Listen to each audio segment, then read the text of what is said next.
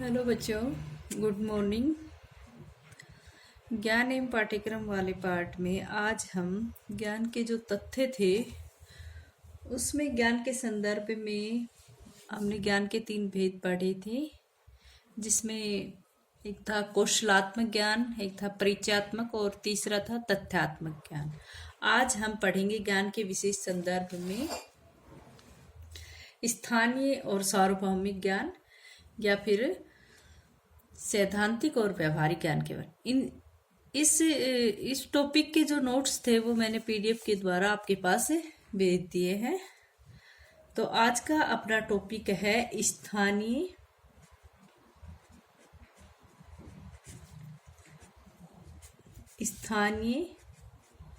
एवं सार्वभौमिक स्थानीय एवं सार्वभौमिक ज्ञान। तो स्थानीय ज्ञान कौन सा होता है बेटा? स्थानीय ज्ञान यानी जो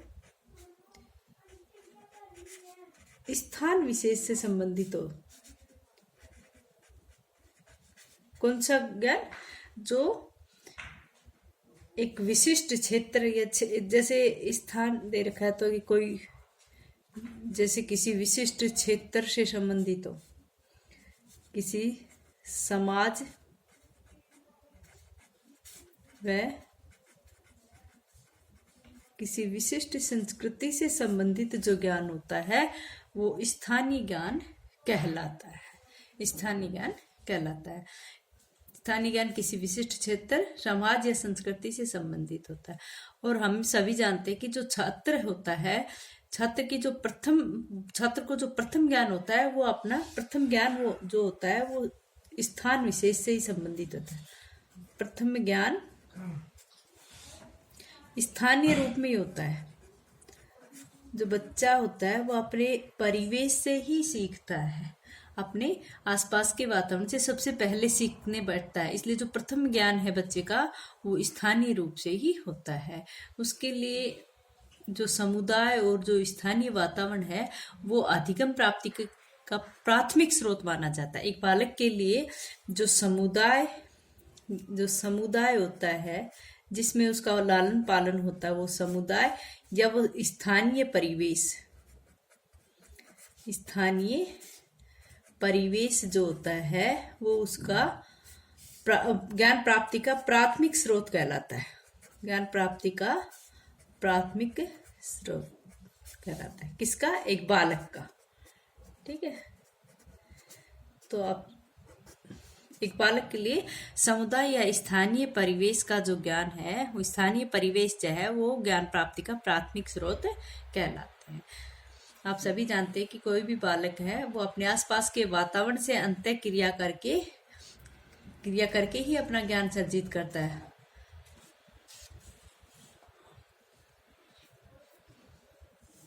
ठीक है बेटा। तो स्थानीय ज्ञान स्थान विशेष से संबंधित या क्षेत्र, समाज या संस्कृति से संबंधित जो ज्ञान होता है वो स्थानीय ज्ञान कहलाता है। किसी क्षेत्र से संबंधित, किसी संस्कृति से संबंधित हो, और ये छात्र का प्रथम ज्ञान कहलाता है। ये जो स्थानीय ज्ञान है, प्रथम बार बच्चा इसी से ज्ञान प्राप्त करने की कोशिश करता है। इसके लिए वो बालक किसी भी समुदाय या किसी भी स्थानीय वातावरण से अधिगम प्राप्त करने के लिए वो प्राथमिक स्रोत कहलाता है उस बालक का।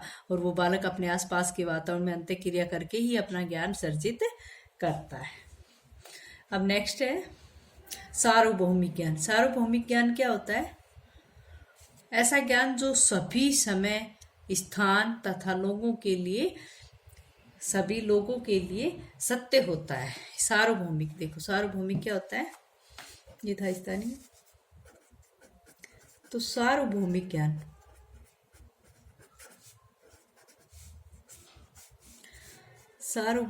कौन सा होता है?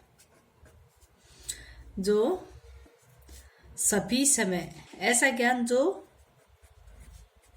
सभी समय, स्थान और लोगों के लिए, सभी लोगों के लिए। सार्वभौमिक, सार्वभौमिक का अर्थ यही होता है कि सब, किसी भी समय, किसी भी स्थान, किसी भी व्यक्ति को, सभी लोगों के लिए,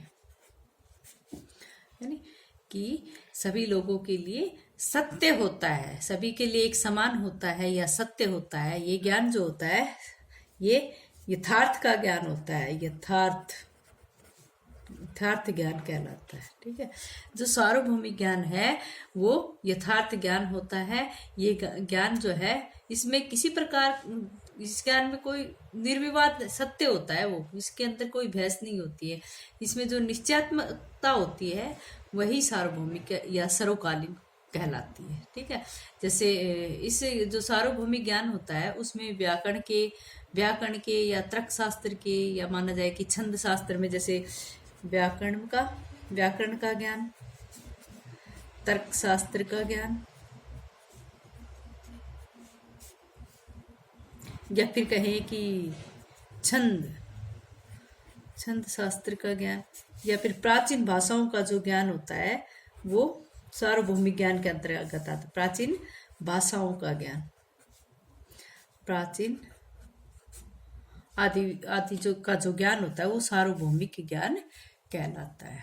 ठीक, तो सार्वभौमिक ज्ञान, जैसे उदाहरण के लिए, जैसे पानी को जमाने पर बर्फ बनती है, और पानी को उबालने से क्या बनता है, भाप में परिवर्तित है। ये ज्ञान सार्वभौमिक ज्ञान है। कहीं भी किसी स्थान पर भी करके देख लो, किसी भी समय करके देख लो, कोई भी व्यक्ति उसको करके देख सकता है ना। तो पानी क्या होता है, वहां पर पानी जब जमता है, पानी को जमाने पर क्या होता है, बर्फ बनती है। और पानी को उबालने पर क्या होता है,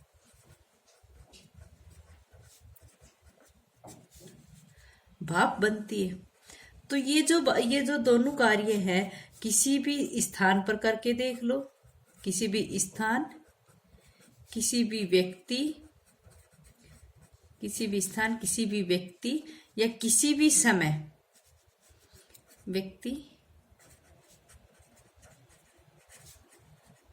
किसी भी समय उसको साबित करके देख लो। हमेशा पानी को क्या होगा, पानी को जमाने से बर्फ बनेगी और पानी को उबालने पर भाप बन जाती है। ये ज्ञान, इस तरह का ज्ञान क्या होता है, सार्वभौमिक ज्ञान कहलाता है। ठीक है, स्थानीय है सार्वभौमिक। ठीक है, तो इस प्रकार से एक बार देख लो स्थानीय ज्ञान क्या होता है। मैं एक बार फिर से रिपीट करती हूँ। स्थानीय ज्ञान किसी विशिष्ट क्षेत्र, किसी विशिष्ट समाज या संस्कृति से संबंधित ज्ञान होता है। और इस ज्ञान को एक बालक का जो प्रथम ज्ञान होता है वो स्थानीय ज्ञान होता है। ठीक है, जो बालक होता है वो अपने समुदाय या स्थानीय परिवेश में जो भी अधिगम करता है, इसलिए पहला अधिगम जब वो करता है तो वो उसके ज्ञान प्राप्ति का प्राथमिक स्रोत कहलाता है। ठीक है, फिर आता है सार्वभौमिक ज्ञान को होता है जो सर्वव्यापक हो, उसको सार्वभौमिक भी कहा जाए। सार्वभौमिक जो होता है जो सभी समय, सभी स्थान और सभी लोगों के द्वारा प्राप्त किया जा सकता है, और ये यथार्थ का ज्ञान होता है, या और सभी के लिए सत्य होता है। और इस प्रकार सार्वभौमिक ज्ञान जो होता है उसको व्याकरण में, तर्कशास्त्र में, छंद शास्त्र में या प्राचीन भाषाओं को सीखने में इसका प्रयोग किया जाता है। ठीक है, अब अध्यापक के लिए हम माने तो हम ये कहेंगे कि जो स्थानीय ज्ञान होता है उसमें जो अध्यापक होता है वो स्थान विशेष की जो रीति रिवाज होते हैं या फिर प्रथाओं से जुड़ी हुई, उसमें चाहे वो सही है या गलत है, या तो गलत किसी के भाई ये चीजें रूढ़िवादिता इनमें अधिक आ गई है तो इनको छोड़ देना चाहिए, इस तरह की बातें पढ़ाता है वो बच्चों को। और जहाँ भी संभव हो वो इनको स्कूली ज्ञान के साथ जोड़ने की कोशिश करता है। ठीक है, तो स्थानीय विशेष में अध्यापक का ये रोल होता है कि वो बच्चे को उस परिवेश से संबंधित ज्ञान प्रदान करे। अब आता है कि स्थानीय और सार्वभौमिक जो ज्ञान होते हैं इन दोनों के क्या गुण है, क्या विशेषताएं हैं इनमें। सबसे पहला आता है कि जो स्थानीय और सार्वभौमिक ज्ञान है वो क्या करता है, वो विश्व की संस्कृतियों का ज्ञान करवाता है।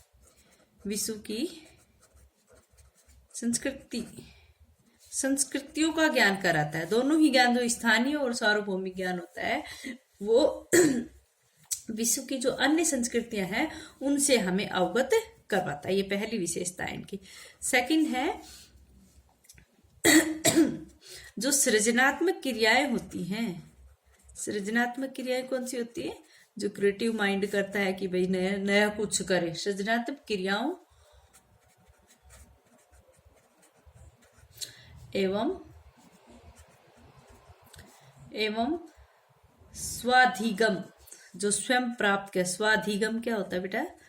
जो स्वयं अधिगम करते हैं। स्वाधिगम स्वतंत्रता पूर्वक होता है। इसके अंदर जो स्वाधिगम होता है, इसमें एक सृजनात्मक क्रियाएं होती है। दोनों ही जो स्थानीय और सार्वभौमिक ज्ञान है, उन दोनों में सृजनात्मक क्रियाएं होती हैं एवं स्वाधिगम होती हैं। वो स्वयं ही करके देखते हैं। नेक्स्ट जो पॉइंट है, इसमें जो बच्चों को शारीरिक शिक्षा की, शारीरिक स्वास्थ्य या शारीरिक शिक्षा का भी ज्ञान करवाया जाता है। ठीक है, स्वास्थ्य का ज्ञान करवाया जाता है। ठीक है, नेक्स्ट है जो स्थानीय व्यवसायों की जानकारी देता है। ये कौन सा ज्ञान है? स्थानीय ज्ञान। या फिर ये कहे कि ये पाठ्यक्रम, इसमें जो स्थानीय और सार्वभौमिक जो ज्ञान है, उसमें पाठ्यक्रम में सामाजिक जीवन का भी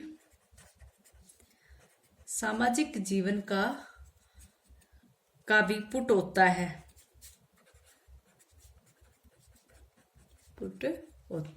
इस प्रकार से ये 3-4 विशेषताएं इन दोनों ही ज्ञानों में पाई जाती है कि एक तो विश्व की संस्कृतियों का ज्ञान यहाँ पर करवाया जाता है। इसमें सृजनात्मक क्रियाएं करता है बालक एवं स्वाधिगम करता है। इसमें शारीरिक स्वास्थ्य से संबंधित शिक्षा भी दी जाती है स्थानीय सार्वभौमिक में। पाठ्यक्रम में सामाजिक जीवन का पुट होता है। इसका जो पाठ्यक्रम होता है उसके अंदर हम असामाजिक जीवन से संबंधित बातें भी वहां पर करते हैं। या फिर ये कहा जाए कि ये दोनों ही ज्ञान सामाजिक जीवन से घनिष्ठ संबंध रखते हैं। अच्छा बच्चों, आज इतना ही।